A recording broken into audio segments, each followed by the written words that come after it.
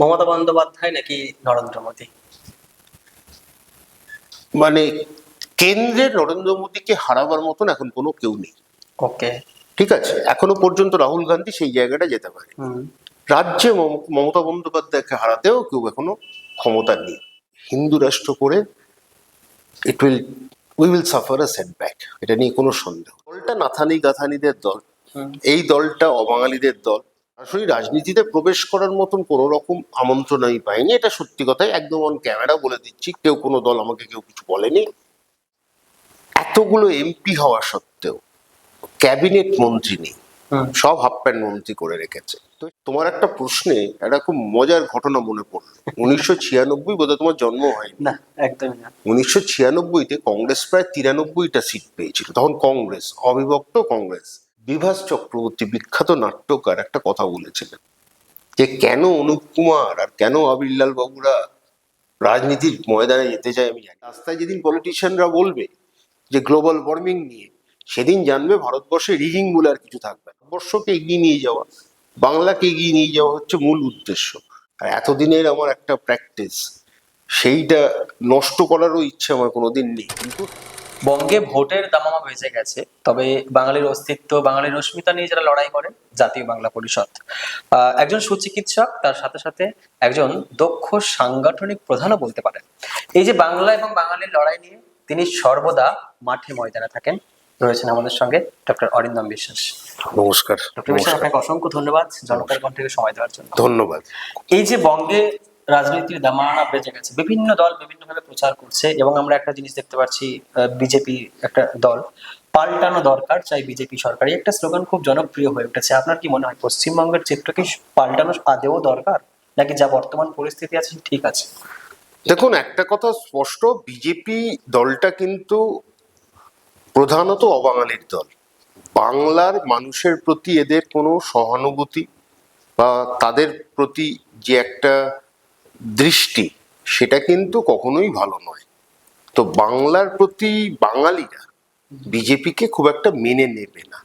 BJP হতে পারে opposition force, এটা অস্বীকার তো করার নেই, কিন্তু একই সাথে বিজেপি একটা দল যারা কোনোদিনই বাংলাকে সম্মান করেনি। ওই শ্যামাপ্রসাদ নামটা মুখে দিয়ে যাচ্ছে, তাছাড়া আর কোথাও বাঙালিকে সমর্থন করা বা বাঙালির সাথে বাঙালির হয়ে কথা বলা, সেটা কিছু নেই। ওই মুখে খালি বলবে আমরা ভারতীয়। আরে ভারতীয় তো ঠিক আছে, আর বাঙ্গাল, বাংলাটাও সেভাবে বলতে পারে না, বাংলাটাও বলতে পারে বাঙ্গাল। আমার বক্তব্য খুব স্পষ্ট, এই দলটা নাথানি গাথানিদের দল, এই দলটা অবাঙালিদের দল। এতগুলো এমপি হওয়া সত্ত্বেও ক্যাবিনেট মন্ত্রী নেই, সব হাফ প্যান্ট মন্ত্রী করে রেখেছে। তো সেটা কি বাংলার খ্যাতি হচ্ছে না বাংলা আরো সম্মান পাচ্ছে? সম্মান পাচ্ছে না। তো বিজেপি এলে বাঙালির মধ্যে কিন্তু একটা সংশয় আছে, একটা শঙ্কা আছে যে তারা এখানে অবাঙালিদের দৌরাত্ম্য আরো বেড়ে যাবে।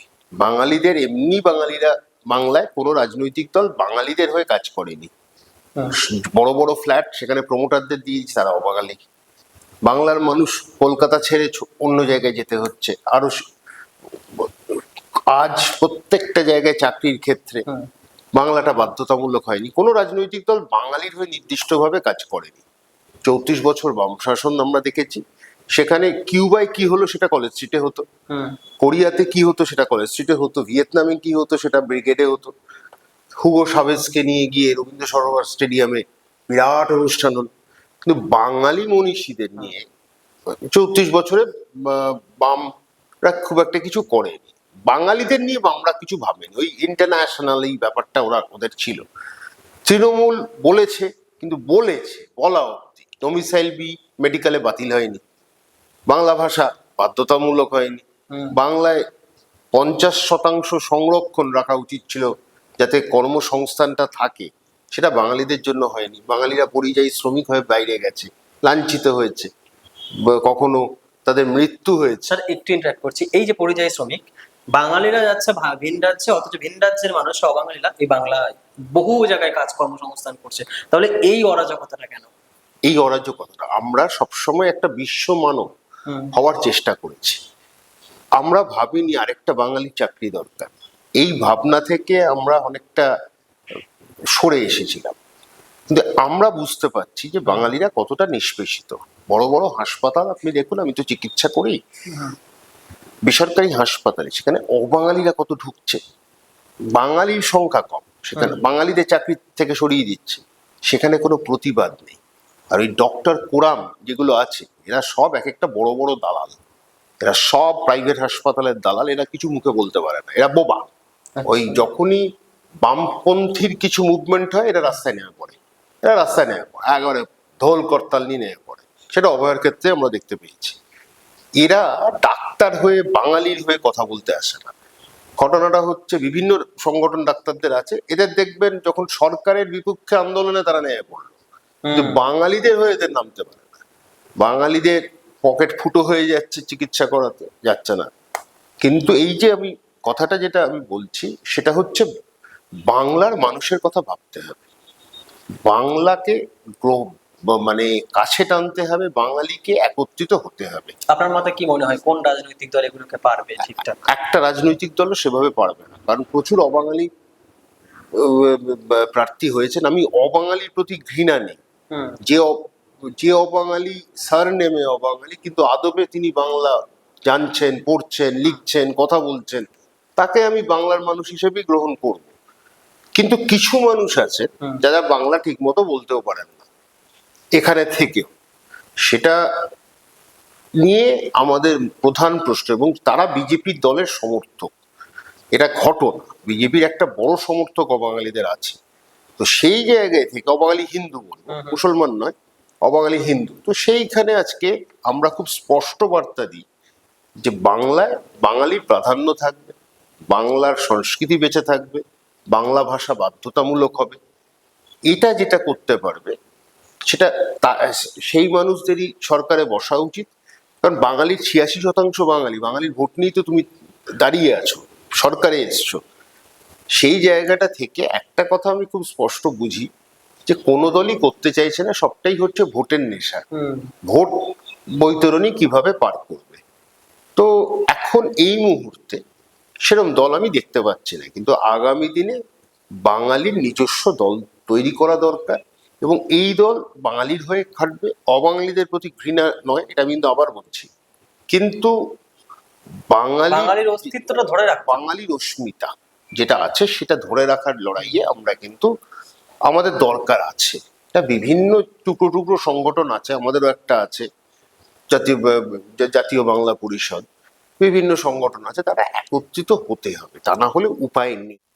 সেটা তো বোঝাই যাচ্ছে, গ্যাস সিলিন্ডার নিয়ে সমস্যা হচ্ছে, হচ্ছে তো, যুদ্ধবিরতি হয়েছে তো, হরমুজ তো খোলেনি, যে ওই একটা পাঠিয়েছে জাহাজ, ঠিক আছে, পেট্রোলের দাম আস্তে আস্তে বাড়লো, বাড়বে সবকিছু, জিডিপি কমছে, তো সেখানে তো ব্যর্থ বটেই।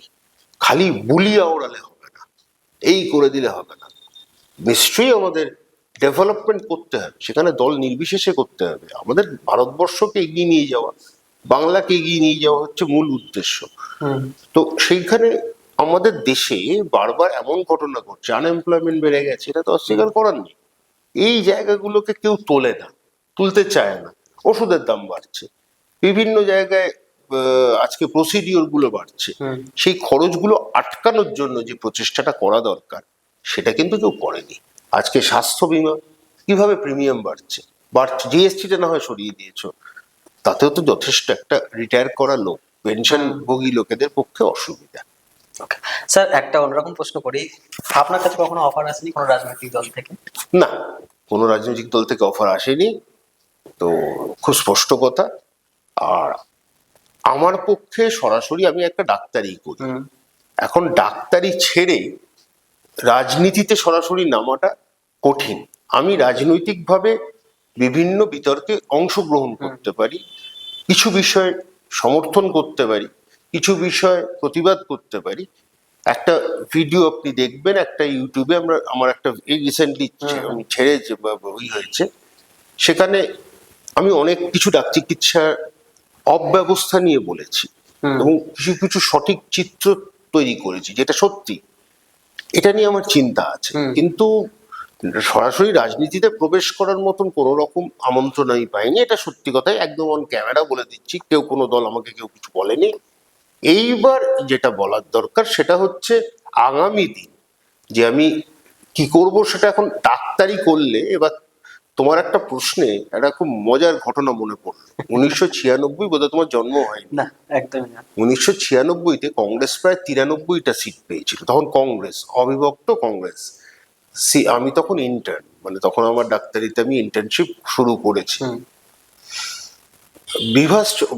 অনুপ কুমার হেরে যায়, যেটা এখন অতীন ঘোষের জায়গাটা। বেলগাছে কাছে। হ্যাঁ, ওটা তখন অনুপ কুমার হেরে যায়, আমি ভুলে যাচ্ছি ভদ্রলোককে জিতেছিলেন, অতীন ঘোষ নয়। আর আবিরলাল মুখার্জি হেরে যায়। তখন আবিরলাল মুখার্জিকে হারিয়েছিল তাপস রায়। 96 যখন, তখন ডিলিমিটেশন হয়নি তো, এখন এরিয়াগুলো চেঞ্জ করেছে। তো পরের দিন আনন্দবাজারে বিভাস চক্রবর্তী, বিখ্যাত নাট্যকার, একটা কথা বলেছিলেন যে কেন অনুপ কুমার আর কেন আবিরলাল বাবুরা রাজনীতির ময়দানে যেতে চায় আমি জানি না। অনুপ কুমার শুটিং চলাকালীন পারবেন ছুটে যেতে কোনো কাজে, তো আর ডক্টর আবিরলাল মুখার্জি ওটি ছেড়ে বেরোতে পারবেন কোনো ঝামেলা হলে সঙ্গে সঙ্গে? মানে একটা খুব ফ্যাক্ট কথা বলেছেন। উনি বিভাস চক্রবর্তী এই কথাটা আনন্দবাজার পত্রিকায় এটা বলেছিলেন, ওনার মতামত ব্যক্ত করেছিলেন। এটা আমার এখনো মনে আছে। কিন্তু একটা, সুতরাং আমাকে যদি রাজনীতিতে নামতে হয়, আমার ডাক্তারি, আমার পেশেন্ট, এগুলো ছেড়ে যেতে হবে। এটাই মুশকিল। আমি ডাক্তারিটা করব না আমি করব, প্রফেসর কোথাও তারা লিয়েন পায়, তারা ছুটি পায়, ঠিক আছে। আমার ডাক্তারিতে তো সেইভাবে ছুটি পাবো না, একটা ইমার্জেন্সি পেশেন্ট আসতে পারে। আর এতদিনের আমার একটা প্র্যাকটিস, সেইটা নষ্ট করারও ইচ্ছে আমার কোনোদিন নেই। কিন্তু হ্যাঁ, ভবিষ্যতের রাস্তা খোলা রাখা, হ্যাঁ, যেটা আমি দুটো, তার মানে যদি এরকম অফার আছে তাহলে লুফে নেওয়া যেতে পারে না এখনো তখন চিন্তা করি, কারণ আমি ডেডিকেটেডলি ডাক্তারিটা করি। ওকে। এখন পলিটিক্স আমার একটা প্যাশন, এটা ঠিক আছে। আমি বিভিন্ন কথা বলি, বিভিন্ন বিতর্কে আলোচনায় থাকি, জাতীয়তাবাদী আন্দোলনটাকে করি, কিন্তু এখনো আমার প্রধান লক্ষ্য যেটা হবে, ভবিষ্যতে বাঙালির একটা দল তৈরি হোক। সেটা একেবারে রাজনৈতিকভাবেই আসুক। সেটা 5 বছর লাগতে পারে, 7 বছর লাগতে পারে, কারণ এখানে তো কোটি কোটি টাকার ব্যাপার থাকে। একটা ফ্ল্যাগ বানাতে যদি হয়, তোমাকে আমি খুব স্পষ্ট বলে দিচ্ছি, একটা ধরো 100টা ফ্ল্যাগ বানাতেই প্রায় তোমার বেশ কয়েক হাজার টাকা লেগে গেল। এখন ওটা তো ফান্ডিং লাগে, এই ফান্ডিংটা তো বড় ব্যাপার। তো একটা সংগঠনকে ফান্ডিং ওরম ভাবে বাঙালিরা কেউ এগিয়ে আসে না, বাঙালি ব্যবসায়ীরা কেউ এগিয়ে আসে না। একটা বাঙালি সংগঠন হয়েছে দেখি, কিন্তু এই ফান্ডিংটা তো যেরকম আমরা চালাচ্ছি, আমরা নিজেদের মধ্যে টাকা বিনিময় দিয়ে চালাচ্ছি, ঠিক আছে, কারণ আমাদের মধ্যে এইটুকু একাগ্রতা আছে, এইটুকু প্রত্যয় আছে, এটা আমাকে সংগঠনটাকে বাড়াতে হবে, কাজ চালিয়ে যেতে হবে, সেই জন্য হচ্ছে। কিন্তু ভবিষ্যতে যেটা বাঙালির নিজস্ব একটা রাজনৈতিক দল হোক, সেটা আমাদের পূর্ণ সমর্থন থাকবে। এই যে স্যার আপনি বিভাস বাবু এবং আরেকটি প্রসঙ্গ বললেন, এখন তো বর্তমানে দেখছি রাজনীতিতে সব অভিনেত্রী, ক্রিকেটার, ফুটবলার, এদের আনাগোনা হচ্ছে। সে জায়গা থেকে কি মনে হচ্ছে তাদের পেশা থেকে তারা সরে গিয়ে রাজনৈতিক পেশায় সার্ভিস দিতে তারা ব্যর্থ হচ্ছে? দুটো বক্তব্য। প্রথম কথা, ডাক্তারি আর এই সেলিব্রিটি যারা করে আলাদা, কিন্তু ডাক্তারি আমরা প্রাণ নিয়ে করছি, একটা মানুষকে বাঁচাতে হবে, এই চ্যালেঞ্জ নিয়ে আমরা এগোই। মানুষের অসুস্থতার থেকে তাকে মুক্তি দিতে হবে, সেটা নিয়ে চালাই। কিন্তু একই সাথে এই ঘটনা খুব স্পষ্ট করে বলা, আজকে গিয়ে ভোটের সময় অনেক অভিনেত্রীকে দেখতে পাবে না, ভোট দিচ্ছেন না, লোকসভায় হচ্ছে, এটা সিটটা জিতেছে কিন্তু তারা অ্যাক্টিং করছে, সেটা তো মানুষের সাথে সঠিক ব্যবহার করছো না। তোমার দায়িত্ব, তুমি গিয়ে ওখানে, তাহলে যদি পার্লামেন্টেরিয়ান হো বা তুমি মেম্বার অফ লেজিসলেটিভ অ্যাসেম্বলি হো, তোমার দায়িত্বটা করতে হবে। এক হচ্ছে যাদের অ্যাক্টিং ক্যারিয়ার প্রায় শেষ, তারা অনেকেই কাজ করছে, কিন্তু এটা অস্বীকার করার নেই। কিছু মহিলা আছেন, কিছু অভিনেত্রী আছেন, কিছু অভিনেতা আছে, কাজ করছে, কিন্তু বেশিরভাগই তারা কিন্তু একটা সিট জিতিয়ে দিয়েছেন। বাকি তারা অভিনয়ের মধ্যেই কিন্তু ডুবে আছে। তারা কিন্তু সমাজের যে দরকার, আজকে এই যে কাঞ্চন মল্লিককে নিয়ে ওখান থেকে সরিয়ে দেওয়া, তাকে নিয়ে তো যথেষ্ট অভিযোগ ছিল বলেই তাকে দল ছড়িয়েছে ওখান থেকে। তো অভিনেতা অভিনেত্রী তাদেরও একটা পেশা, ওটা তাদেরকে একটা রাজনৈতিক ময়দানে নামিয়ে দেওয়া একটু কিন্তু চাপের মধ্যে থাকে। রাজ চক্রবর্তী দাঁড়িয়েছেন, হয়তো জিতবেন, ঠিক আছে, কিন্তু কতটা সময় উনি ব্যয় করতে পারবেন তার কনস্টিটিউয়েন্সিতে, সেটা একটা প্রশ্ন থেকে যায়, কারণ উনি একজন ডিরেক্টর। হুম যথেষ্ট স্বনামধন্য ডিরেক্টর। এইটা প্রবলেম, একটা পেশার মধ্যে আছে, এটা আমি বললাম, আমি ডেডিকেটেডলি আমি ডাক্তারিটা করি এখন, এটা আমার প্রফেশন, এটা আমার প্যাশন। পলিটিক্স আমার প্যাশন হতে পারে, কিন্তু আমি হঠাৎ ডাক্তারি ছেড়ে দিলে এতদিনের যারা পেশেন্ট হুম। তারা তো একটু অসহায় হয়ে পড়বে। সুতরাং সেইটার জায়গায় ভেবেচিন্তে আমাকে করতে হবে। সুতরাং এটা নিয়ে পরিষ্কার জোর করে কাউকে দাঁড় করিয়ে দেওয়া সেটা ঠিক হয় না। একটা র্যাপিড ফায়ার করবো। মমতা বন্দ্যোপাধ্যায় নাকি নরেন্দ্র মোদী? মানে কেন্দ্রের নরেন্দ্র মোদীকে হারাবার মতন এখন কোনো কেউ নেই। ওকে। ঠিক আছে, এখনো পর্যন্ত রাহুল গান্ধী সেই জায়গাটা যেতে পারে। হুম।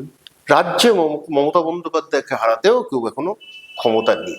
যতই তার নামে গালাগাল করো, মমতা বন্দ্যোপাধ্যায়কে কাউন্টার করার মতন নেতা নেত্রী এখনো তৈরি হয়। যদি বলি পশ্চিমবঙ্গ না ভারতবর্ষ, আপনার কাছে কোনটা প্রায়োরিটি বেশি? না না, আমার কাছে ভারতবর্ষ নিশ্চয়ই পশ্চিমবঙ্গ একটা অঙ্গ।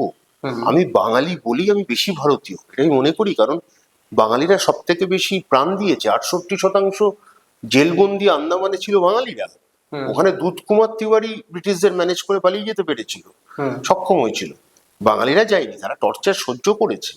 বাঙালিরা চিঠি লেখেনি, মুচলেখা দেয়নি। ঘটনাচক্রে এটা মানতে হবে যে বাঙালিদের আজকে অবদান স্বাধীনতা সংগ্রামে অনেক।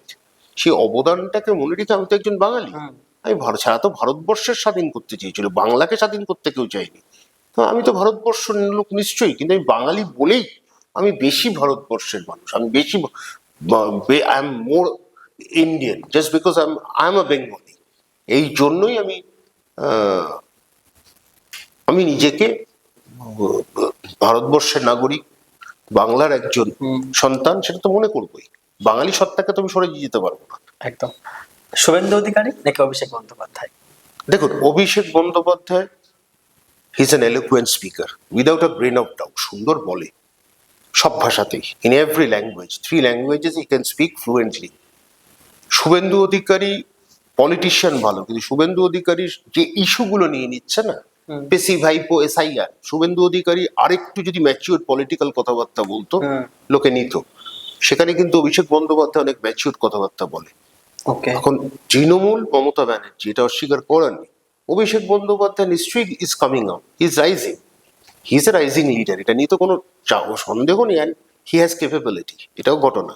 এখন ভবিষ্যৎ বলবে, রাজনীতি আজ আজ বাম শূন্য, কাল বাম 184টা সিট পাবে না, এটা হতে পারে। রাজনীতি কোনোদিন শেষ হয় না। হুম। মমতা বন্দ্যোপাধ্যায় একটা সিট নিয়ে লড়েছিল, এক বনাম 41-এর লড়াই যেটা ওরা বলতো, এসো আমরা ঘুরে দাঁড়াই, ঘুরে দাঁড়িয়েছে তো, আজকে তো পাওয়ারে।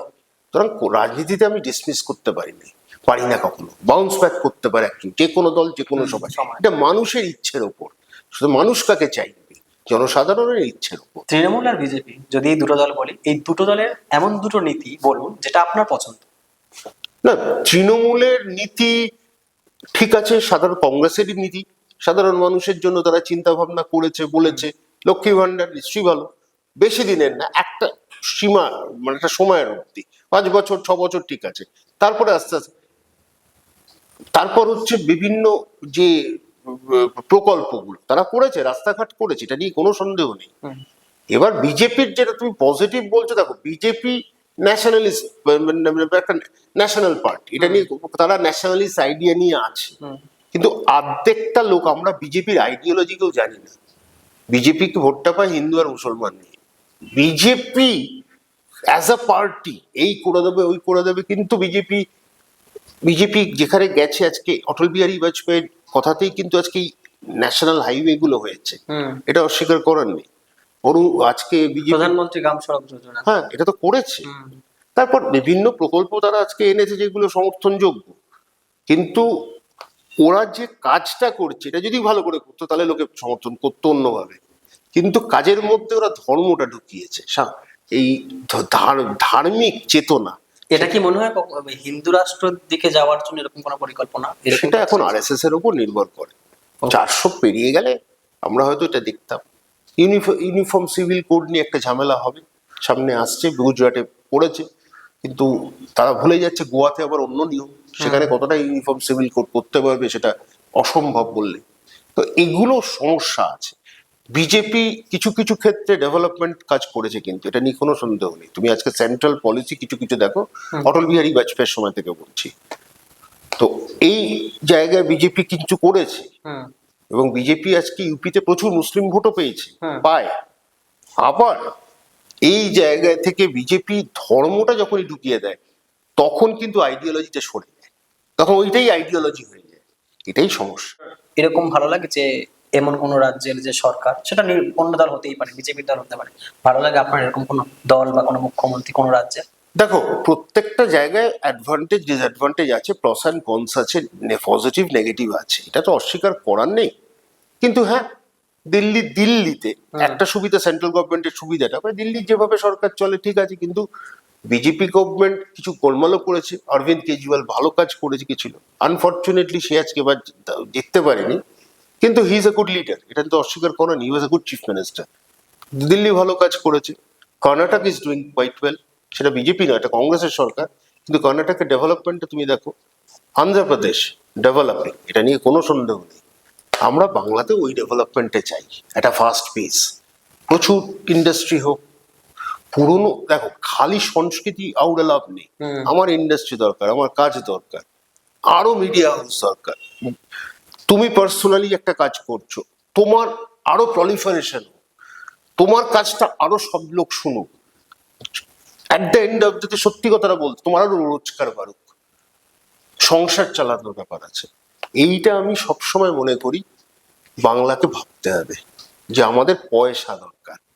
পয়সা ছাড়া, রেভিনিউ ছাড়া বাংলা এগোবে না। আবৃত্তি করে, নৃত্য করে, এটা একটা দিক, হুম তাতেও রোজগার হোক, আমি খুব খুশি হব। হুম আজকে একটা এখানে যদি সিনেমা ধরো, 8 কোটি টাকা যদি কেউ পায়, আজকে তামিলনাড়ু সেখানে 300 কোটি টাকা লাভ করছে। এই জায়গাটা আমরা নিয়ে যেতে হবে, বাধ্য করতে হবে। ছোট ফিল্মও থাকবে, বড় পর্দার ফিল্ম থাকবে, বাংলা ফিল্ম থাকবে। এই ফিল্মগুলোর জন্য আমি চাই প্রত্যেকটা লোক আজকে ডাল ভাত থেকে শুরু করুক, বিরিয়ানি দিয়ে শেষ করুক। বাহ। এই জায়গাটা আমি চাই, বাংলা যেন এই জায়গায় যায়। সেখানে আমি অবাঙালিদের তাড়িয়ে দেবো এই জিনিসটা বললে ভুল। হুম আমাকে অবাঙালি কেউ লাগবে, কিন্তু ওদেরকে বোঝাতে হবে বাংলাতে থাকলে বাংলা সংস্কৃতিকে সম্মান করতে হবে, বাঙালিকেও জায়গা দিতে হবে। প্রত্যেকটা যেন কাজের লোক বাংলায় হয়। সে জায়গা থেকে বাঙালিকেও অনেক স্ট্রিক্ট বাঙালি, এই যে বাঙালি ছেলেটা কাজে দিলে তোমার ডাল ভাতের, সে ছেলেটা কিন্তু ডাল ভাতটা খেতে পারে। ইকোনমিটা সোশ্যালিস্ট ইকোনমি আমি সবসময় সাপোর্ট করি, ক্যাপিটালিস্ট নয়। ক্রনি ক্যাপিটালিজমের বিপক্ষে আমি ভীষণ রাম মনোহর লোহিয়া থেকে শুরু করে এদের পলিটিক্সটা আমি মানি, বিশ্বাস করি, কিন্তু একই সাথে সোশ্যালিস্টটাকে দরকার। তো আজকে আমাদের এই জায়গা থেকে আমাদের তৈরি করতে হবে যে এমন ভাবে যে বাঙালির ছেলেরা যেন পরিযায়ী হয়ে না যায়। যারা এখন হাই ফ্লাইং, তারা বাইরে যাবে, দ্যাট ইজ ডিফারেন্ট। তারা বড় পোস্ট নেবে, তাদের হাই কলার, হোয়াইট কলার জব, সেটা ঠিক আছে, কিন্তু সাধারণ বাঙালি এখানেই থাকুক, সাধারণ বাঙালি এখানেই কাজ ডাল করুক। ভাত এখানেই খা। ডাল ভাত থেকে শুধু আমি ডাল ভাত বলবো না, সে ডাল ভাত থেকে যেন সে বিরিয়ানিতে যায়, সে ডাল ভাত থেকে সে যেন মটন কারিতে যায়। এই জায়গাটা আমি চাইবো, এমন ভাবে সে নিজের সংসারটা গোছাবে, সেই স্বপ্নটা আমি দেখি। এবং সেখানে আমি আবার বলছি, সবাইকে নিয়ে চলতে হবে। অবাঙালি বললেই তাকে পিটিয়ে তাড়িয়ে দেওয়ার ব্যাপার না, কিন্তু একই সাথে অবাঙালিদের দৌরাত্মটা বন্ধ করতে হবে। দৌরাত্ম হচ্ছে কিছু কিছু ক্ষেত্রে, সেইটা বন্ধ করতে হবে। আগামী দিনে তাহলে কি জাতীয় বাংলা পরিষদ এইভাবেই লড়বে এবং একটা বাঙালির অন্যতম সংগঠন হিসেবে কি মানুষের কাছে পৌঁছে যাবে? নিশ্চয়ই চেষ্টা করব মানুষের কাছে বার্তাগুলো দিতে। কিন্তু জাতীয় বাংলা পরিষদের পরিষ্কার ইকোনমি কিন্তু ক্যাপিটালিস্ট ইকোনমি নয়। জাতীয় বাংলা পরিষদ সোশ্যালিস্টের দিকেই চিন্তা ভাবনা করবে, কারণ আমরা চাই না মানুষের ওপর ক্যাপিটালিজম আনা মানে এক শ্রেণী লাভবান হবে, আরেক শ্রেণী ক্ষতি হবে, সেটা নয়। মানে যাতে সাম্যবাদের চিন্তাধারাটা আমাদের মধ্যে থাকে, এই জায়গাটা আমরা করব, এইটা আমাদের মাথায় আছে। একেবারে আমরা শেষে চলে এসেছি। এবার একটা যে প্রশ্ন, ভারতবর্ষ কি হিন্দু রাষ্ট্র হওয়া উচিত? যদি হয় তাহলে কেন, আর যদি না হয় তাহলে সেটাও কেন? সব জায়গায় থুতু ছেটাবে লোকে। বিভিন্ন দেশ, ভারতবর্ষের একটা মর্যাদা আছে, সবাইকে আমরা জায়গা দিয়েছি। সেখানে গিয়ে যদি হিন্দু রাষ্ট্র করতে হয়, আর আমাকে তোমাকে গেরুয়া পরে থাকতে হয়, বা বিভিন্ন জায়গায় প্রণাম করে আসতে হয়, আমি হিন্দু, আমি গর্বিত হিন্দু, আই এম প্রাউড, আমি এটা খুব মানে উইথ প্রাইড বলে আমি গর্বিত হিন্দু। তার মানে না আমি মুসলমানদের খারাপ বলছি, সেটা সাম্প্রদায়িকতা হয়ে গেল। ভারতবর্ষ যেদিন হিন্দু রাষ্ট্র হবে না, the entire world will see us with a different eye, and that too with an ominous eye and an evil eye, যে তোমার সাথে সিরিয়া একই থাকলে তোমার মতো লেবানন হয়ে গেল, তুমি ওরকম এইরকম এই জায়গাগুলো, ভারতবর্ষ সেকুলারের একটা দাম আছে সারা বিশ্বে। We are embraced, we are accepted, we are praised, we are respected. এটা একটা মাথায় রাখতে হবে as a country called India. তো এটা আমাদের matter of pride and reverence also. তো এইটা নিয়েই চলতে হবে। হিন্দু রাষ্ট্র করে we will suffer a setback, এটা নিয়ে কোনো সন্দেহ নেই।